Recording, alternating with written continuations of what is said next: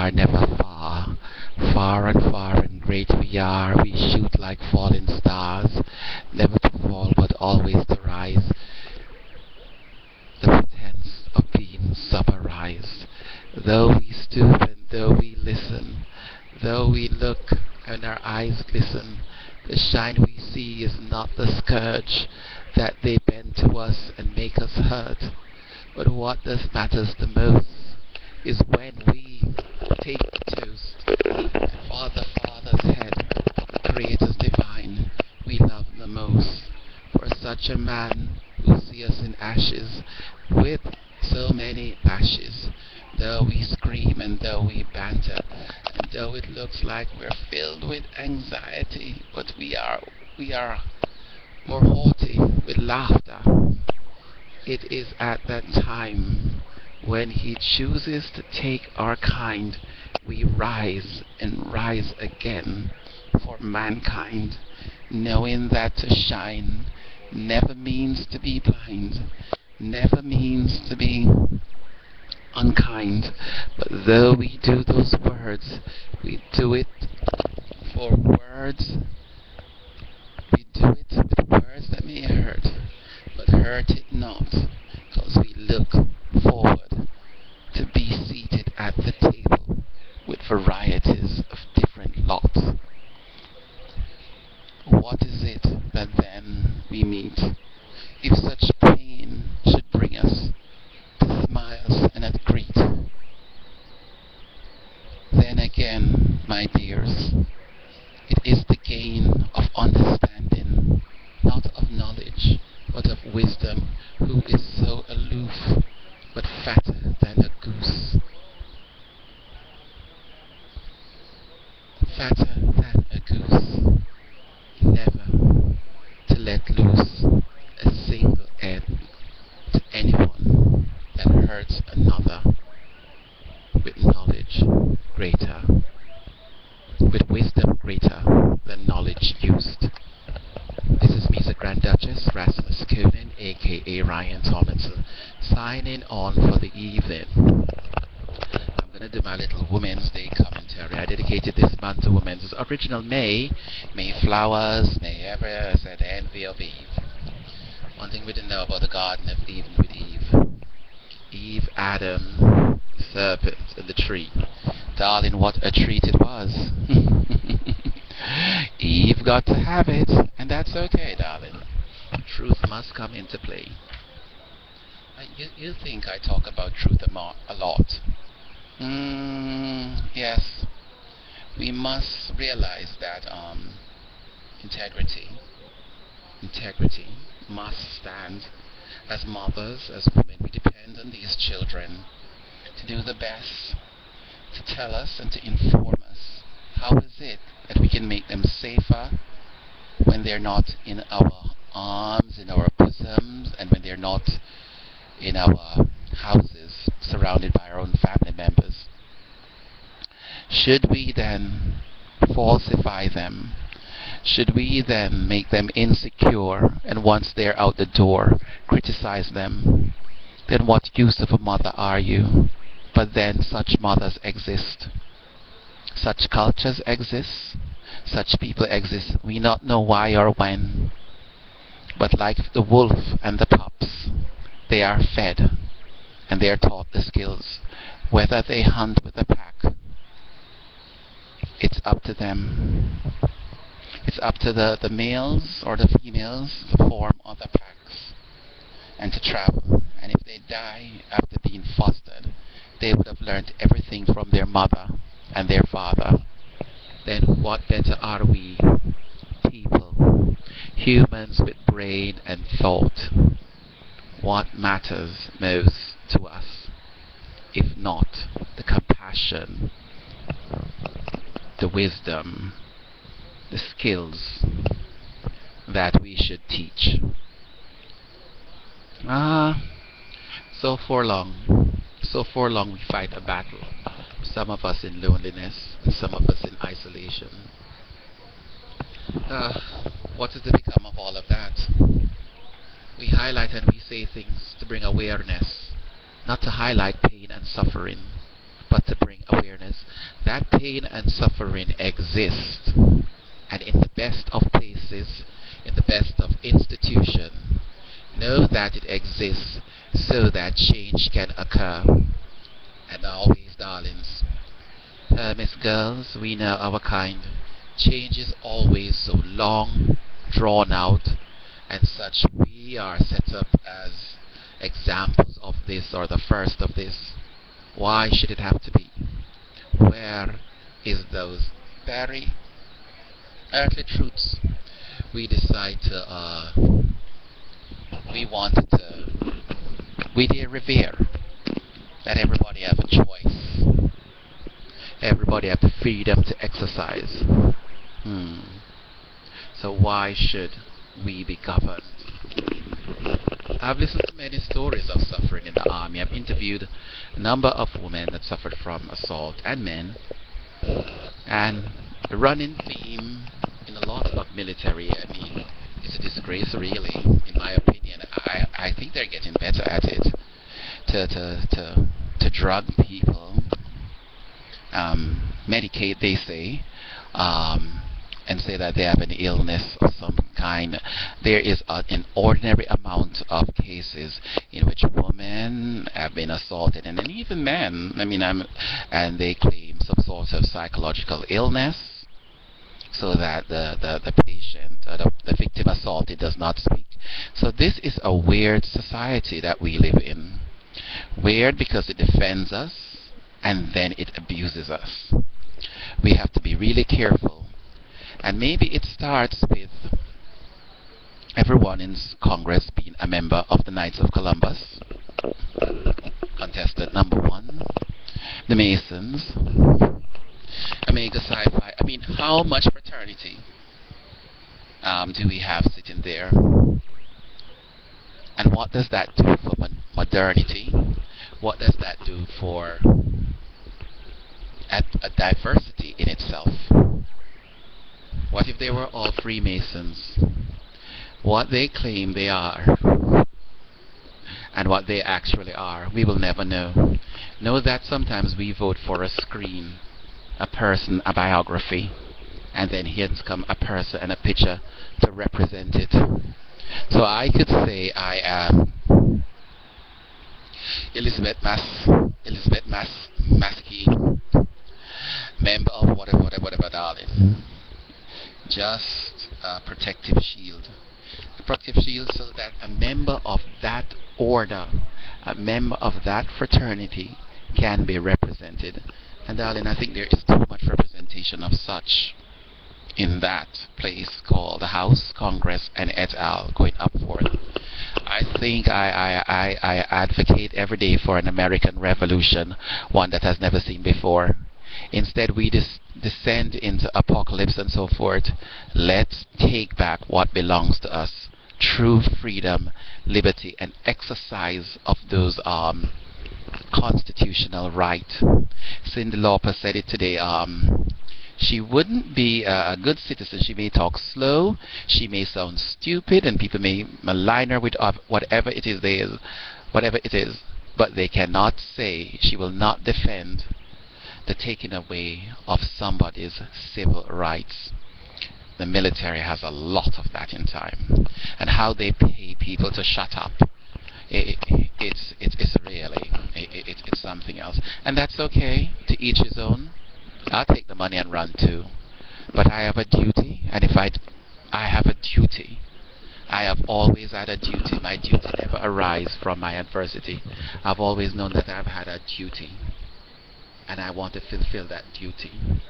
Flying in the face of people who should know, who should understand, who should do better.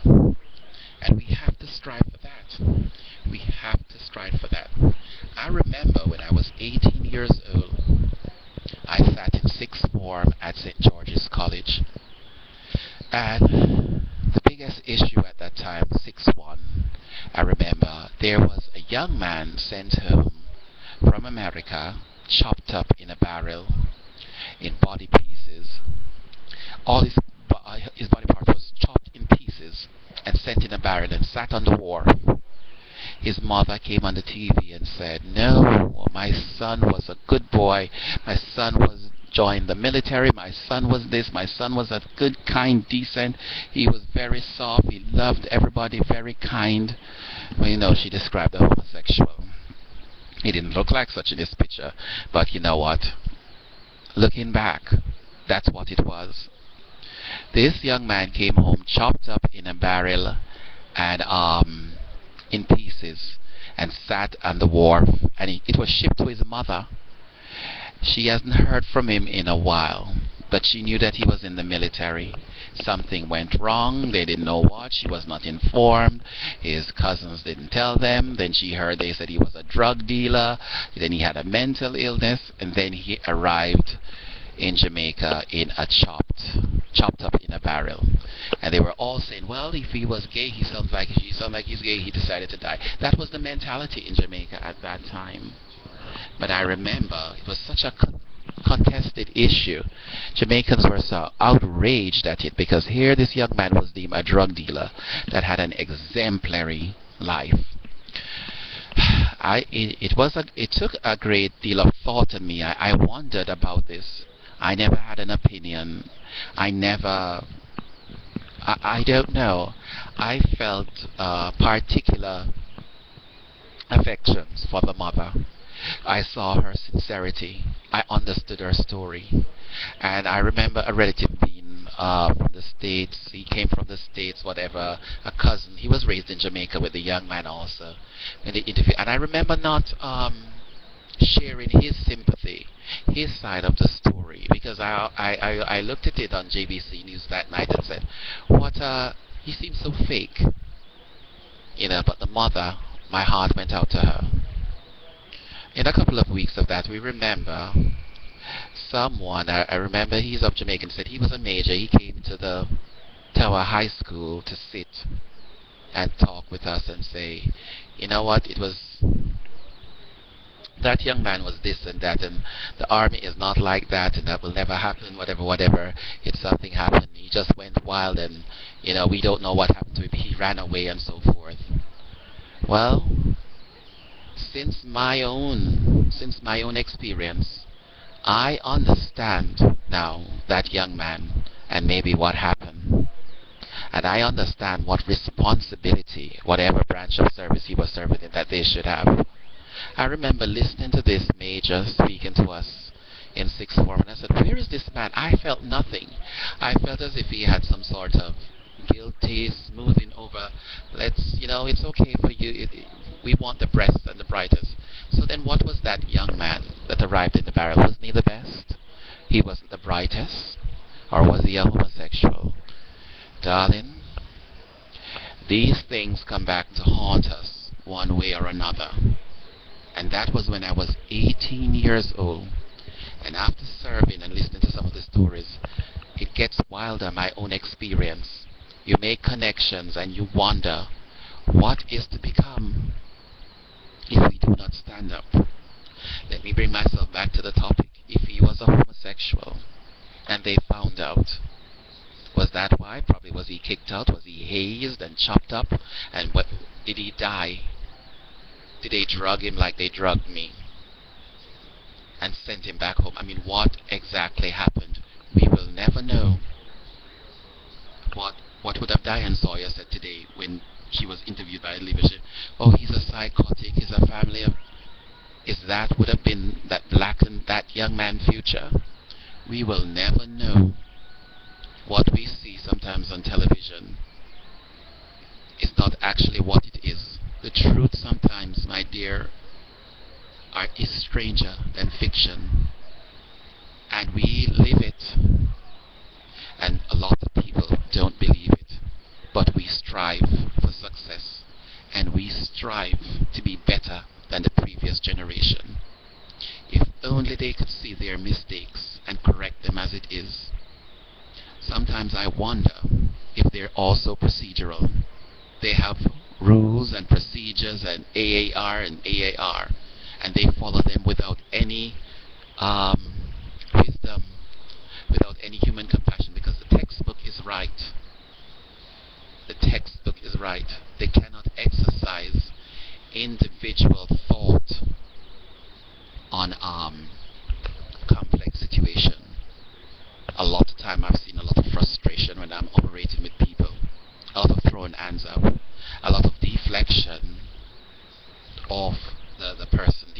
issue. Or I don't want to take the responsibility to do this because I am not aware. I've heard that.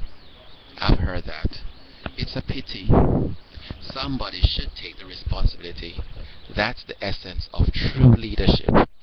And as I am this Hermes girl, darling of sound mind and body, I give my life. I give what I have, what I have learned, and what I have come to be, to the essence of things to make society better. Not to flaunt, not to debase, but for growth, for the acceptance of responsibility, and for the correction of injustice. And we must fight for that. We must do that. And if we express our wishes as what it is, life is not all about setting precedences. Life is about human decency and comfort. Peace. Let's try to create the peace in ourselves today, the peace in our neighbors, and spread that to our community. This is me, the Grand Duchess Rasmus Conan, aka Ryan Tomlinson.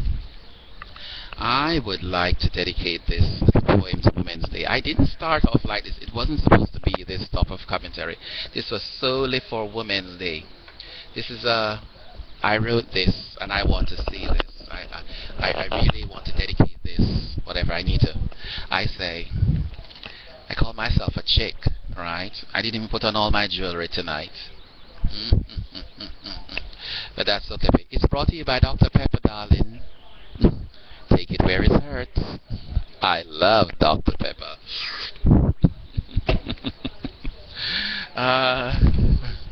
Here we go. I love writing and I love commentary. I have a new life now. Know that.